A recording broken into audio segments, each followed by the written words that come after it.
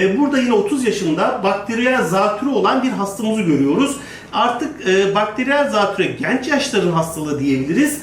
Bunun yanında son günlerde genç yaşlarda öksürük şikayetiyle hastaneye başvurunun çok fazla olduğunu ifade eden Profesör Doktor Şevket Özkaya açıklamalarda bulundu. Öksürüğün artık hastaların şikayet ettiği semptom olmaktan çıktığını belirten Şevket Özkaya, öksürüğü başlı başına ayrı bir hastalık olarak görmeye başladık.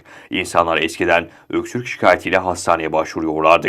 Çeşitli sebeplerle tedavi veriyorduk. Ateş, öksürük neredeyse milli şikayetimiz haline geldi. Öksürük bir şikayet değil, başlı başına bir hastalık olarak kabul ediliyor diye konuştu. Covid vakalarında da artış görmeye başladık ve bu da 80 yaşında Covid akciğer tutulumuyla hastanede yatmak zorunda kalan bir hastamız. Artık bakteriyel zatürre genç yaşlarda daha sık görülmeye başladı ve gerçekten toplumda bir zatürre salgını var. Covid ve viral pneumonilerde 60-65 yaş grubu dediğimiz yaşlı hasta grubunda ciddi anlamda görülmeye başlandı. Özellikle genç yaşlarda öksürük şikayetinin çok fazla olduğunu gördüklerini belirten Özkaya sözlerini şöyle sürdürdü. Öksürük artık hastaların şikayet ettiği bir semptom olmaktan çıktı. Başlı başına ayrı bir hastalık olarak görmeye başladık. Gerçekten önceden insanlar öksürük şikayetiyle hastaneye başvuruyorlardı ve çeşitli sebeplerle tedavi veriyorduk. Ama artık öksürük neredeyse milli şikayetimiz haline geldi. Sadece bizim ülkemizde değil, tüm dünyada da böyle ve artık öksürük bir şikayet değil, başlı başına bir hastalık kabul ediliyor.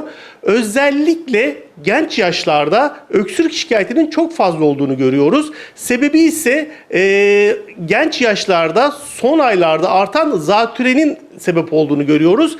Cidden artık zatüre genç yaşların hastalığı olarak kabul ediliyor. Önceden yaşlı grubunda yani 60-65 yaş grubunda zatürenin kolayca gelişebildiğini söylüyorduk. Özellikle gribal enfeksiyonlar sonrası yaşlı gruba dikkat edin diyorduk. Ama artık zatüre yani bakteriyel zatüre dediğimiz bakterilerin neden olduğu zatüre toplum kökenli zatürre olarak karşımıza çıkmaya başladı. Genç yaşta çok sık zatürre vakalarıyla karşılaşıyoruz ve bunlar uzamış öksürükle seyrediyorlar. Ve ayrıca son günlerde eskiden Covid vakalarının negatif gelirken artık pozitifleştiğini, vakaların da artık testlerin pozitifleştiğini görüyoruz ve bu yaş grubu özellikle 60-65 yaş grubundan ve akciğer tutulumlarıyla geldiğini görüyoruz. Şunu diyebiliriz, Covid tekrar pozitifleşmeye toplumda başladı ve 60-65 yaş üzerinde Covid'e bağlı viral zatüreler görülürken genç yaşlarda toplum kökenli pnömoni dediğimiz bakteriyel pnömonilerin arttığını görüyoruz ve kısaca diyebiliriz ki gençlerimiz özellikle toplumda ateş, öksürük varsa dikkat etmeleri gerekiyor. Yaşlı grubunda Covid açısından dikkat edilmesi gerekiyor diyoruz.